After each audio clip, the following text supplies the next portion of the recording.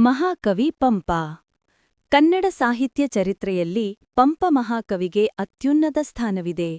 10ನೇ ಶತಮಾನದ ಈ ಕವಿಯನ್ನು ಆದಿಕವಿ ಎಂದು ಗೌರವಿಸಲಾಗುತ್ತದೆ. ಪಂಪನ ಬಗ್ಗೆ ಕೆಲವು ಮುಖ್ಯವಾದ ಮಾಹಿತಿ ಇಲ್ಲಿದೆ. ವೈಯಕ್ತಿಕ ವಿವರಗಳು. ಕಾಲ: ಕ್ರಿಸ್ತಶಕ ಕೀಶ 441, 10ನೇ ಶತಮಾನ. ಜನ್ಮಸ್ಥಳ: ಇಂದಿನ ತೆಲಂಗಾಣದ ವೆಂಗಿಪಳು. ಬನವಾಸಿ ಅವರ ಅಚ್ಚುಮೆಚ್ಚಿನ ತಾಣವಾಗಿತ್ತು. ಆಶ್ರಯದಾತ: ವೇಮುಲವಾಡದ ಚಾಲುಕ್ಯ ಅರಸನಾದ ಅರಿಕೇಸರಿ. ಧರ್ಮ: ಜೈನಧರ್ಮ. ಪ್ರಮುಖ ಕೃತಿಗಳು. ಪಂಪನು 2 ಮಹತ್ತರವಾದ ಕಾವ್ಯಗಳನ್ನು ರಚಿಸಿದ್ದಾನೆ. ಇವುಗಳನ್ನು ರತ್ನತ್ರಯ ಕೃತಿಗಳಲ್ಲಿ ಪ್ರಮುಖವೆಂದು ಪರಿಗಣಿಸಲಾಗುತ್ತದೆ.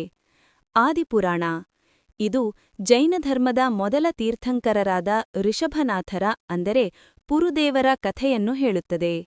ಇದು ಧರ್ಮಕ್ಕೆ ಸಂಬಂಧಿಸಿದ ಕೃತಿಯಾಗಿದ್ದು ಪಂಪನ ಅಧ್ಯಾತ್ಮ ಚಿಂತನೆಯನ್ನು ತೋರಿಸುತ್ತದೆ. ವಿಕ್ರಮಾರ್ಜುನ ವಿಜಯ, ಪಂಪಭಾರತ: ಇದು ಮಹಾಭಾರತದ ಕಥೆಯನ್ನು ಆಧರಿಸಿದ್ದು ತನ್ನ ಆಶ್ರಯದಾತ ಅರಿಕೇಸರಿಯನ್ನು ಅರ್ಜುನನಿಗೆ ಹೋಲಿಸಿ ಬರೆದಿದ್ದಾನೆ.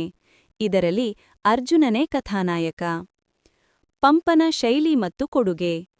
ಚಂಪೂ ಶೈಲಿ: ಪಂಪನು ಗದ್ಯ ಮತ್ತು ಪದ್ಯ ಮಿಶ್ರಿತವಾದ ಚಂಪೂ ಶೈಲಿಯಲ್ಲಿ ಅದ್ಭುತ ಪ್ರೌಢಿಮೆ ಸಾಧಿಸಿದವನು. ಬನವಾಸಿ ಪ್ರೇಮ: ಪಂಪನು ಬನವಾಸಿಯ ಸೊಬಗನ್ನು ಸ್ಮರಿಸುತ್ತಾ ಬರೆದ ಆರಂಕುಶವಿಟ್ಟೊಡಂ ನೆನೆಯುವುದನ್ನ ಮನಂ ಬನವಾಸಿದೇಶಮಂ ಎಂಬ ಸಾಲುಗಳು ಇಂದಿಗೂ ಪ್ರಸಿದ್ಧ. ಮಾನವೀಯತೆ: ಮನುಷ್ಯಜಾತಿ ತಾನೊಂದೇ ವಲಂ ಅಂದರೆ ಮಾನವ ಕುಲವೆಲ್ಲ ಒಂದೇ ಎಂದು ಘೋಷಿಸುವ ಮೂಲಕ ಪಂಪನು ವಿಶ್ವಮಾನವ ಸಂದೇಶವನ್ನು ಅಂದೇ ಸಾರಿದ್ದನು. ಪಂಪನ ಸಾಹಿತ್ಯವು ಕನ್ನಡ ಭಾಷೆಯ ಗಾಂಭೀರ್ಯ ಮತ್ತು ಸೌಂದರ್ಯಕ್ಕೆ ಅಡಿಪಾಯ ಹಾಕಿಕೊಟ್ಟಿದೆ.